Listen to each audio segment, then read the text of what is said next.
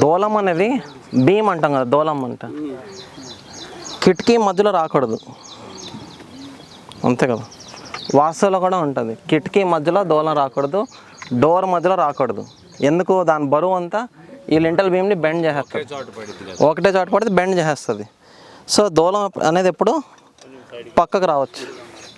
ఇంకోటి, దూలం కింద బెడ్ ఉండకూడదు.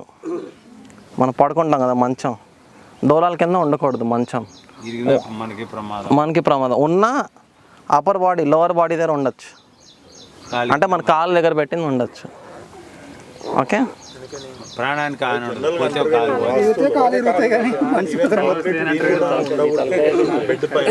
అందుకే అంటారు, ఈ దూలం వల్లే అంటారు.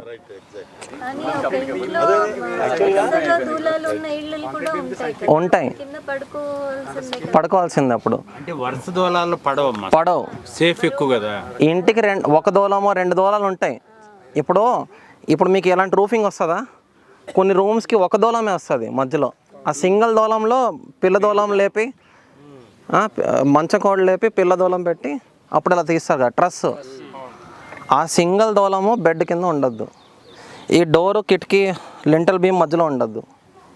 ఓకే, సో నంబర్ ఆఫ్ దూలాలు ప్రతి 16 ఇంచులకి, ప్రతి 18 ఇంచులకి, 11 ఇంచులకి దూలాలు ఉంటాయి. సేఫ్ అది పడదు. అది పడిన పెద్ద ప్రాబ్లం. అది బెండ్ అవుతుంది, ఏదో ఒకటి ఇరిగిద్ది, మిగతా కాపాడుతాయి రూఫ్ మొత్తం పడిపోదు.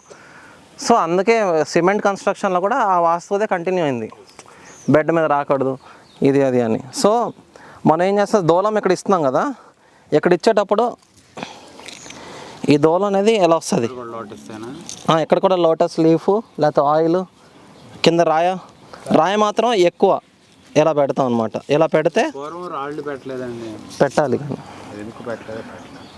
చాలా ఇళ్ళకి పెట్టారు. రాయి బరువు పెరిగిపోతుంది, రాయి సన్నది వేస్తారండి. రాయి పెడితే ఏమవుతుందంటే, ఇప్పుడు ఈ దూలం ఇలా పెట్టాను, స్ట్రెస్ పడిపోయింది ఇక్కడ. అయితే చిన్న రాళ్ళు పెట్టేవారు. నేను ఇక్కడ తెలంగాణ ఇళ్ళలో చూస్తే రెండు గ్రనైట్ బండలు పెట్టారు, 2 అంగుళాలు, ఒకటి తర్వాత ఒకటి పెట్టారనమాట. కానీ అది కనబడదు బయటికి, ఇది కనబడదు, ప్యాక్ చేస్తారు, లోపల ఉండిపోయింది. ఇది ఇది మట్టి లోపల. ఇప్పుడు నేను కట్టేశాను కదా, కనబడుతుందా రాయ? కనబడదు. ఇప్పటికి కిటికీలకి అన్నిటికీ పెడుతున్నారు, కానీ పైన దూలాలకు మ్యాండేటరీ. దూలాలకి ఏ ఇంట్లో అయితే పెట్టలేదో ఎలా క్రాక్ వస్తుంది దూలం కింద, ఒక క్రాక్ వస్తుంది దూలం కింద. మీరు అబ్జర్వ్ చేయండి, ఇలా క్రాక్ వస్తుంది. రాయి పెట్టకపోతే ఆ క్రాక్ వస్తుంది. మరి అట్లానే గోడల అంచులు కూడా పాత ఇట్లా క్రాక్లు వస్తున్నాయి. ఇప్పుడు గోడ అంచులు అంటే టర్నింగ్ ఉంది చూసారా, 2 గోడల మధ్యలో జాయింట్లనా? అది బ్రిక్ని ఈ జాయినింగ్ చేయలేదు కాబట్టి, ఇటుకలతో జాయింట్ ఎక్కించకపోతే ఆ క్రాక్ వచ్చేస్తుంది. ఎక్కించినా కొద్దిగా అంచు వచ్చింది, మరి అందుకే దాన్ని ఫిలప్ చేయాలంటే ఏంటి, దాన్ని ఆ పార్ట్ వీకట్లో తీసేయాలి, తీసి కూరాలి దాంట్లో. ఇదే మట్టి గోడ అయితే మట్టే, మట్టి గోడ అయితే మట్టే. పిఓపి అంటే ప్లాస్టర్ ఆఫ్ ప్యారిస్, కానీ అది మట్టి గోడ అయితే మట్టే దూర్చాలి. మట్టే సున్నంకి సున్నం వేయాలి. సున్నం కూడా తయారు చేయడం నేర్పిస్తాం ఇప్పుడు.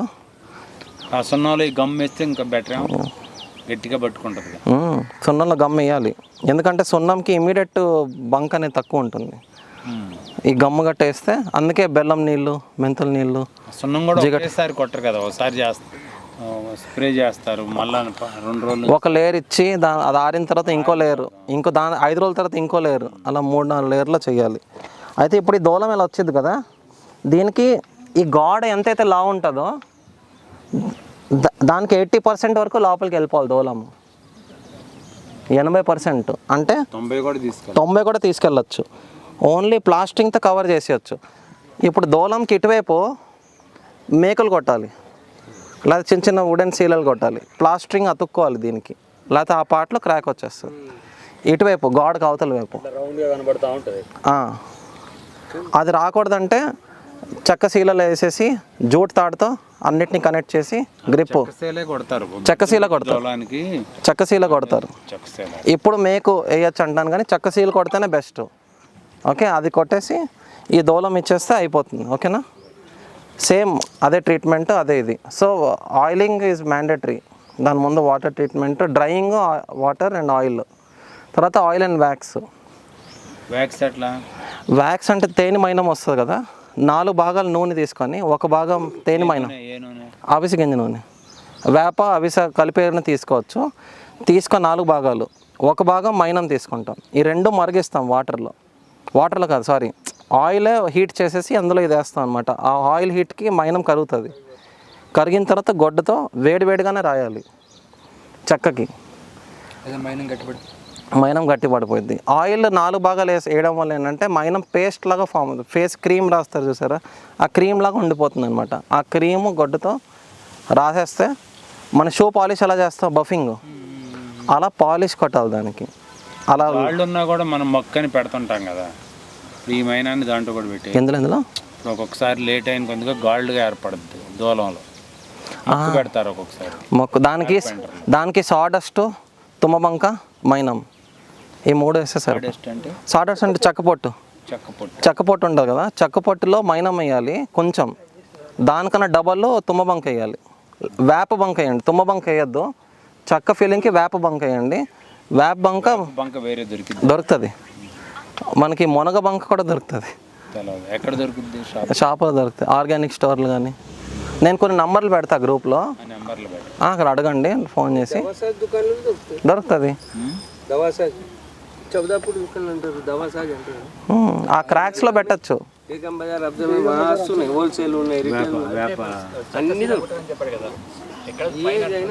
సైడ్న ఎక్కడైతే మట్టి ప్లాస్టర్ వుడ్ మీద రావాలో అక్కడ మట్టి వుడ్ ఒక 10 రోజులు పట్టుకుంటాక తర్వాత వదిలేస్తుంది. సో దానికి మేకులు కానీ చెక్క శీలలు కానీ గ్రిడ్ లాగా వేసేసి దానికి తాడేలాగా చుట్టేస్తాం. అప్పుడు అది గ్రిప్ లాగా. చికెన్ మెష్ వేస్తున్నారు ఇప్పుడు, చికెన్ మెష్ బదులు న్యాచురల్గా అలా వేసి కొట్టాలన్నమాట. ఓకేనా?